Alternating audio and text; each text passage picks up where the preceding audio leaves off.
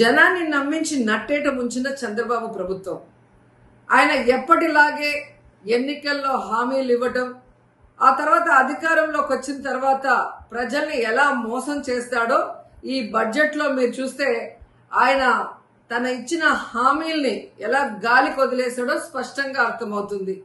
ముఖ్యంగా మహిళలకి ఇంట్లో ఎంతమంది ఉంటే అంతమందికి 1500 ఇస్తాం, నీకు 1500, నీకు 1500 అని గొప్పగా ప్రచారం చేసుకున్నారు. కానీ ఈరోజు బడ్జెట్లో చూస్తే ఆ హామీకి ఎక్కడా కూడా ప్లేసే లేదనేది మనకు కళ్ళారా కనిపిస్తుంది. అంతేకాకుండా ముఖ్యంగా నిరుద్యోగులకి ఉద్యోగ అవకాశం ఇస్తాము లేదా నిరుద్యోగ భృతి ఇస్తామని ఈరోజు నిరుద్యోగుల్ని ఏ విధంగా పంగనామాలు పెట్టారో మనం కళ్ళారా చూస్తున్నాం. అండ్ ఈరోజు మీరు చూస్తే ఉచిత బస్సు ప్రయాణాన్ని అందరికీ కూడా మహిళలకు ఇస్తామని చెప్పి ఆ ఊసే బడ్జెట్లో లేకపోవడం అనేది దురదృష్టకరం. ఇక ముఖ్యంగా చదువుకున్న పిల్లలు వాళ్ళకి ఇచ్చే తల్లికి వందనం, సో ప్రతి సంవత్సరం 12,400 కోట్లకు పైగా అవుతుంది. అంటే 2 సంవత్సరాలకి కలిపి 25,000 కోట్లు ఈరోజు బడ్జెట్లో కేటాయించాల్సి ఉంటే కేవలం 9,400 కోట్లు మాత్రమే కేటాయించారు. ఎందుకు ఇది చెప్తున్నానంటే లాస్ట్ ఇయర్ కూడా ఇలాగే కేటాయించి ఏ విధంగా తల్లికి వందనం ఇవ్వకుండా మోసం చేశారో మళ్ళీ ఇప్పుడు అదే కేటాయించిందే కొంచెమైనా అది మళ్ళీ ఇవ్వకుండా మోసం చేయడానికి వీళ్ళు అంకెల గారడి ఎలా చేస్తున్నారో తల్లులు తెలుసుకోవాలని కూడా ఈ సందర్భంగా తెలియజేసుకుంటున్నాను. ఇక ముఖ్యంగా అన్నదాత సుఖీభవ, అన్నం పెట్టే అన్నదాతని ఎలా ఈ ప్రభుత్వం మోసం చేస్తుందో మనం వాళ్ళు అధికారంలోకి వచ్చిన రోజు నుంచి కళ్ళారా చూస్తున్నాం. ఈరోజు వాళ్ళకి 10,400 కోట్లకు పైగా కేటాయించాల్సి ఉంటే కేవలం 6,300 కోట్లు మాత్రమే కేటాయించారు. 2 సంవత్సరాలకి కలిపి 21,000 కోట్లు ఇవ్వాలి అన్నదాతలకి, కానీ ఇప్పటి వరకు ఒక పైసా కూడా ఇవ్వకుండా వారి నడ్డి ఎలా విరిచారో మనం కళ్ళారా చూస్తున్నాం. ఇక మీరు చూస్తే డ్వాక్రా మహిళలకి ఈ బడ్జెట్ ఎలా టోక్రా ఇచ్చిందో అందరూ కూడా చూసి ఏడుస్తున్నారు. ఎందుకంటే హామీలు ఇచ్చినప్పుడు 10 లక్షల వరకు సున్నా వడ్డీ రుణాలు ఇస్తామని చెప్పిన ఈ కూటమి ప్రభుత్వం ఈ రోజు ఆ హామీని బడ్జెట్ లో పెట్టకపోవడం చూస్తే ఇక మనకి ఇచ్చినట్టే అని డ్వాక్రా మహిళలు ఏడుస్తున్నారు. ఎందుకంటే ప్రతి కుటుంబంలో ఒక మహిళ డ్వాక్రా గ్రూప్ లో ఉంటుంది. తాను పొదుపు చేసుకున్న డబ్బుతో ఈరోజు తన కుటుంబ అవసరాలను తీర్చుకునే వాళ్ళని ఎలా ఈ చంద్రబాబు నాయుడు మోసం చేశాడో ప్రతి ఒక్కరు కూడా గమనిస్తూ వచ్చారు. అండ్ ముఖ్యంగా ఈరోజు మీరు చూస్తే పయ్యావుల కేశవ్ గారు మన ఆర్థిక మంత్రి, ఒక రాష్ట్ర బడ్జెట్ అంటే రాష్ట్ర ప్రగతికి మూలం. అలాంటి బడ్జెట్ని ఏ విధంగా పాజిటివ్ నోట్తో ఇంట్రడ్యూస్ చేయాల్సింది పోయి ఒక నెగటివ్ నోట్తో ఆయన ఇంట్రడ్యూస్ చేయడం చూస్తుంటే ఈ రాష్ట్ర ప్రభుత్వం, కూటమి ప్రభుత్వం ఏ విధంగా ప్రతికూల ధోరణితో ముందుకు వెళ్తుందో మనం అర్థం చేసుకోవాలి. ఎందుకంటే ఆర్థిక మంత్రి తన ప్రసంగంలో నీతి ఆయోగ్ చెప్పినట్టు రాష్ట్ర రుణ పరిమితి 0గా మారింది అన్నారు.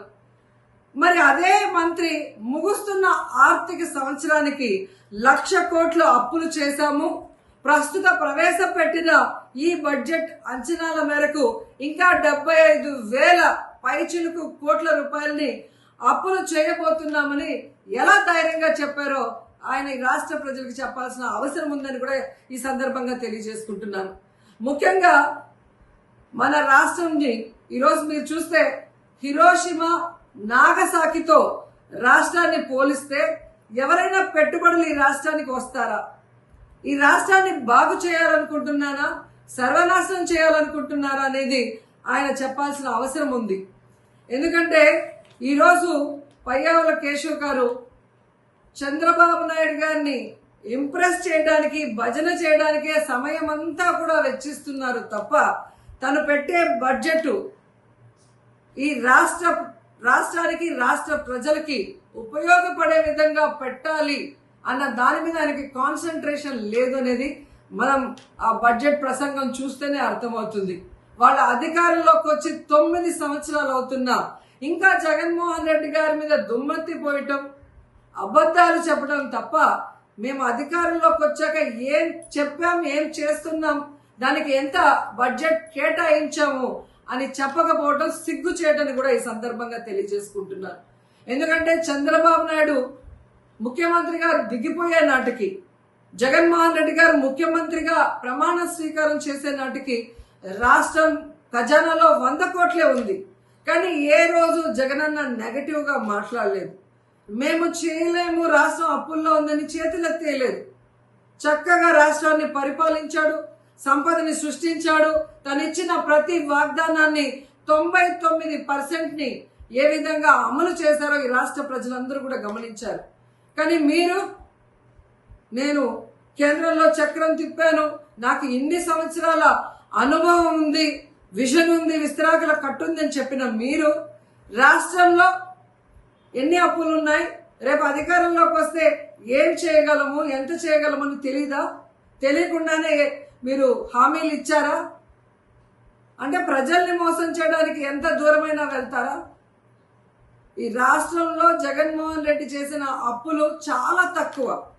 చేసిన ప్రతి దానికి కూడా ఈరోజు వైట్ పేపర్లో క్లియర్గా రాసి చూపిస్తున్నాం. అన్నీ కూడా మీకు కళ్ళ ముందే కనిపిస్తుంది. కానీ మీరు చేసిన అప్పులకి లెక్క లేదు, పక్కా లేదు. ఇచ్చిన హామీల్ని గాలికి వదిలేస్తారు. అండ్ సిగ్గు లేకుండా ఈరోజు జగన్మోహన్ రెడ్డి గారు తెచ్చిన వాటిని మేం తెచ్చామని గొప్పగా చెప్పుకుంటున్నారు. ఈ ప్రసంగంలో మీరు చూస్తే పోలవరానికి 12,157 కోట్లు సాధించామని గొప్పగా చెప్పుకుంటున్నారు.